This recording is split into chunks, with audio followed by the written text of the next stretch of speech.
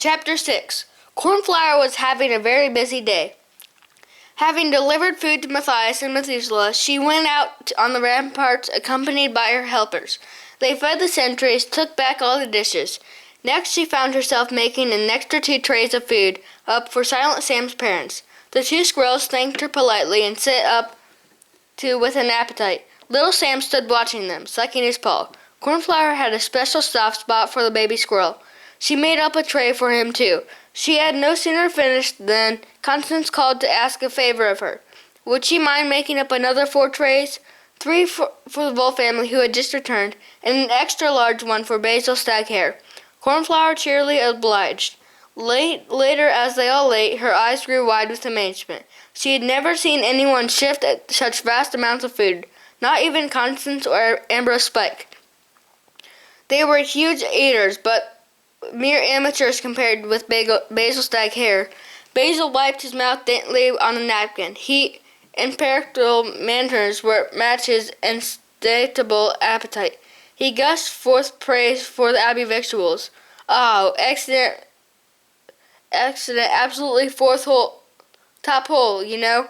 I forgot how good the old tiffin at Redwall could be. I say, my dear, would you mind refreshing an old bachelor hair memory? Another tankard of that fine October ale, and perhaps one more portion of your very good summer salad. And I think I can manage another few slices of Friar Hugo's quince pie. Superb. Aye, don't forget that goat's milk cheese with hazelnuts. I'm very partial to that. Cut along now, my little charmer. My word, what an attractive young field mouse girl. Cornflower set 2 of her helpers. They had to go a long way around to reach the kitchen. Abbot Mortimer had declared great hall and cavern hole out of the bounds to creatures with the exception of those helping Matthias and Methuselah. Below the newly discovered steps, a pair of lanterns cast pools of golden light into the inky blackness. The 2 mice made their way gingerly down the secret staircase. The moles stayed outside, ready to help if they were needed further. The air was chilly but dry. Deeper and deeper the 2 friends went until the steps ended at the beginning of a downwards winding corridor. It had been neatly dug and stored up with wooden supports. Matthias suppressed a shudder. How long had it been since any creatures trod the silent, musty passage? He brushed away cobwebs which had disintegrated at the touch of a paw. Methuselah held on to his habit. Now they had turned left, now right, then another left turn, left again, then right. Methuselah's voice sounded hollow and eerie. This passage was probably dug like this to give extra strength. Have you noticed, Matthias? We keep going downward still. Yes, we must be nearly underneath the Abbey foundations, Matthias replied. The friends pressed onwards. They could not estimate how long they had been following the course of the ancient winding corridor. Methuselah ventured slightly ahead, then he halted. Ah, this looks like the end of the line, he squeaked. It was a door. Together they inspected it, built of stout timber, banded with iron, beset with flooring spikes. The door did not appear to be locked, yet it would not budge. Matthias held his lantern high. Look, there's some writing on the linen over the door. Methuselah read it out loud. The same as steps twixt the hall. Remember to look in the center. My password again is Redwall, and that is, you alone are to enter. The old mouse did not hide his disappointment. After all the help and assistance I've given, countless hours of study and valuable time, really. His words fell upon deaf ears. Matthias was already counting the flooring spikes that had been driven into the door. Methuselah feigned indifference, but his natural curiosity soon overcame any chagrin he felt about not being allowed to pass the doorway. Need any help, young mouse? 42, 43, hush. Can't you see I'm trying to count? Came the reply. The old gatehousekeeper put on his glasses. Well, have you solved the riddle all by yourself? Matthias winked at his companion. Yes, at least I hope I have. There are clues in the rhyme, you see, the same as the steps. Look to the center, and the password is Redwall. Now, I must remember, Redwall has 7 letters. If you look at the old-fashioned nails, flooring spikes, Methuselah corrected. Matthias continued. Yes, if you look at these flooring spikes, you'll find that there are rows of 7, same as the number of letters in Redwall. There are 7 rows of spikes going from side to side and 7 rows from top to bottom. 49 spikes in all. Therefore, the 25th spike up, down, and across is exactly middle. The rhyme says, "Look to the center. That's the one."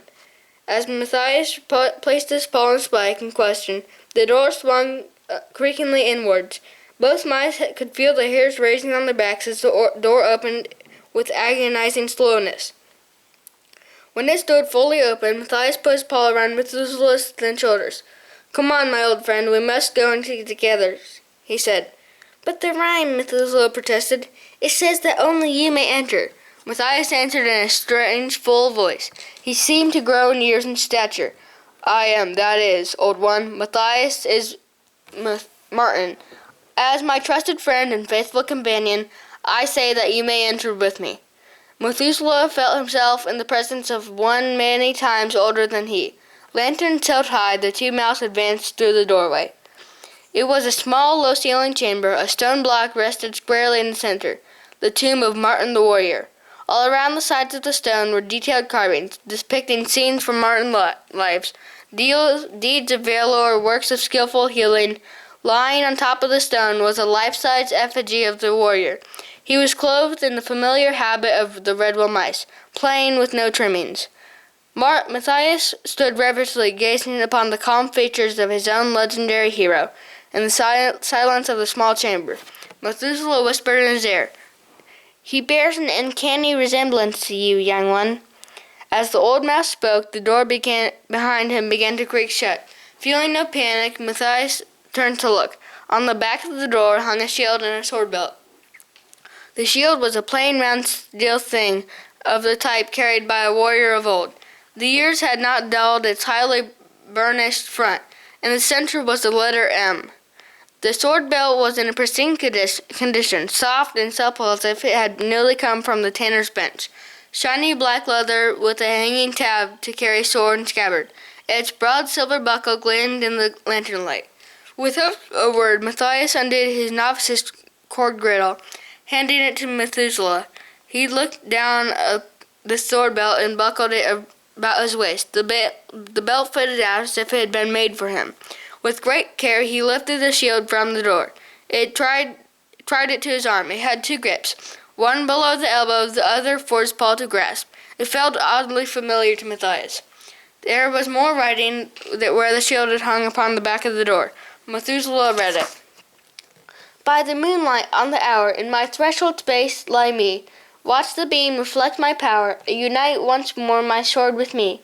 I am that is. Stand true for all. O Martin, O warrior mouse, protect Redwall." As in a dream, Matthias gave the door a gentle tug. It opened. By the lantern light, the 2 mice made their way back from the lonely chamber, back to the familiar warmth and cheer of Redwall Abbey, back to the hot June noonday sun.